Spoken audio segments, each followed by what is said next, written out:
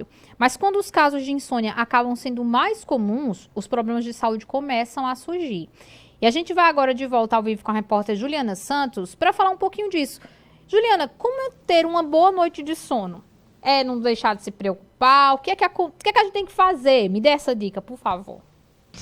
Oi, Laís, de volta aqui no Manhã Cidade. São muitos critérios, né? São muitas coisas que precisam ser observadas. Às vezes a gente trata a noite de sono, né, como algo bem comum. Às vezes a gente come muito perto da hora de dormir, às vezes a gente fica usando, né, as telas muito próximo à hora de dormir, mas é importante reforçar que tudo isso pode interferir numa boa noite de sono, né, o que se chama de higiene do sono. É extremamente entender a importância de se ter uma boa noite de sono para você fazer as suas tarefas do dia a dia, né? Porque que se você não dorme bem à noite, consequentemente isso vai afetar a sua produtividade e o seu dia seguinte. Para a gente entender um pouco melhor sobre esse assunto, eu conversei com o neurocirurgião Bruno Rangel. Ele trouxe vários detalhes para a gente e diversas orientações de como ter, né, uma boa noite de sono, ficando atento aí a diversos critérios que a gente vai conhecer agora.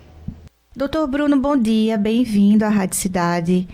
Ter uma boa noite de sono é importante para as atividades que a gente desempenha, né, ao longo do dia. Quais hábitos podem nos ajudar a dormir melhor?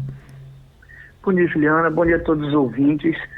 Veja, quando a gente se refere em bons hábitos de sono, a gente se refere da higiene do sono, tá? O sono, ele é fundamental para o equilíbrio da nossa saúde.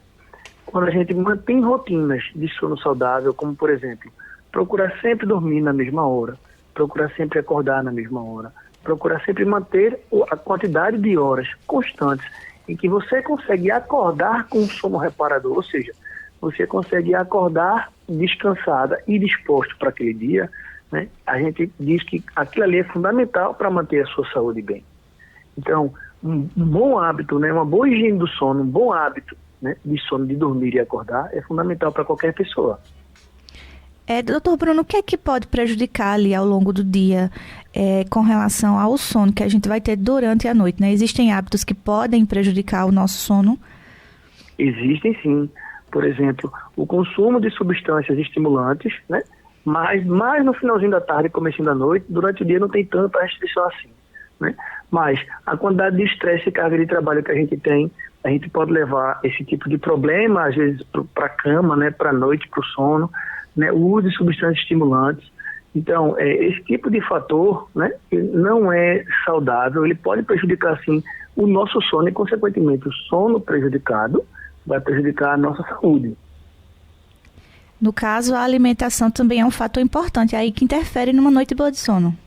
A alimentação também. Alimentações ricas em gorduras, por exemplo, durante a noite, alimentos pesados, eles vão influenciar, né, no sono e, consequentemente, vão influenciar de forma direta, né, se você manter esse tipo de hábito a médio e longo prazo, vai influenciar na saúde.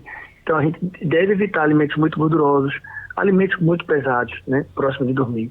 Dá-se preferência por alimentos mais leves. Dá-se preferência por se alimentar 2 a 3 horas antes de dormir. Não se alimentar muito próximo de deitar, mesmo que alimentos leves. Então, esse tipo de hábito parece detalhe, né? Na verdade, é um detalhe, parece uma besteira, só que ele realmente acaba atrapalhando. Quando você soma essas pequenas coisas, elas podem lhe beneficiar ou lhe prejudicar. Entendido. Doutor Bruno, em relação às telas, né? A gente passa o dia ali conectado, às vezes a gente trabalha também no computador, no celular, passamos muito tempo expostos ali às telas e também, muitas vezes, à noite também. As telas prejudicam aí uma boa noite de sono, principalmente para quem passa o dia, né? E precisa passar o dia aí sempre acompanhando notícias, informações, sempre conectado aí à internet, e as telas também prejudicam de alguma forma? Perfeito, isso é uma ótima pergunta.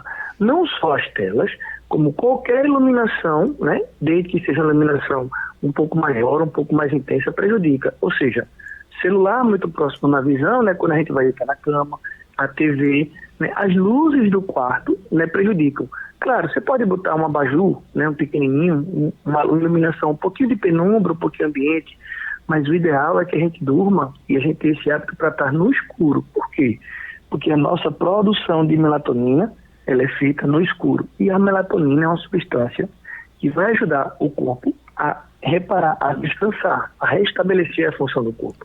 Então, quando a gente não produz a melatonina direito, né, a gente realmente não descansa. Tanto é que hoje a melatonina é uma substância que é vendida em comprimido, né, como suplemento, para tentar ajudar, né, a reequilibrar o sono.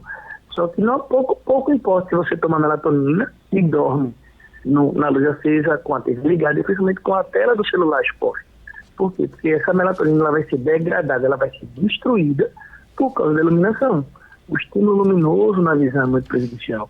Então, uma das fases da higiene do sono que a gente preconiza, que a gente orienta em consultório, é você afastar das telas. 2 horas antes. Você afasta a tela e deita um ambiente pouco iluminado ou então escuro. Perfeito. Existe uma média de horas de sono que a gente precisa ter, né, diariamente ali para a gente ter uma boa higiene do sono? Pronto. Eu gosto de dizer muito para os pacientes que a quantidade de horas de sono é a quantidade de horas da qual ele acorda descansado, que ele acorda, né, reparado, de que ele acorda disposto para enfrentar o dia. Claro que a gente tem uma média estatística por faixa etária do ser humano. No adulto, é uma média de 8 horas de sono por dia. Mas tem pessoas que dormem 6, tem pessoas que dormem 7, tem pessoas que precisam dormir 9. Então, cada um tem que respeitar o limite de quantidade de horas do seu corpo.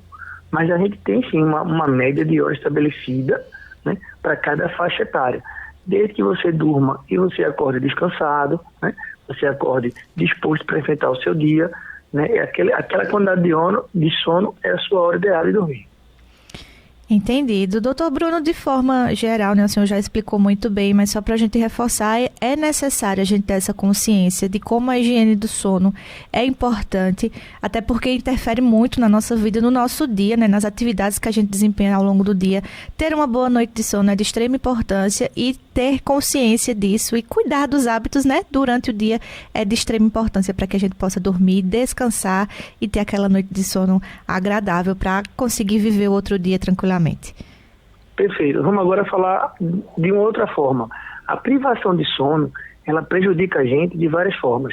A pessoa que tem uma privação de sono, que ela não tem uma boa qualidade de sono, ela pode desenvolver doenças no futuro, né?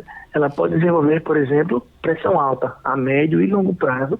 A privação de sono gera para a gente dificuldades cognitivas. A gente não consegue fazer um raciocínio, uma conta matemática de 2 mais 2, às vezes, a gente não consegue fazer.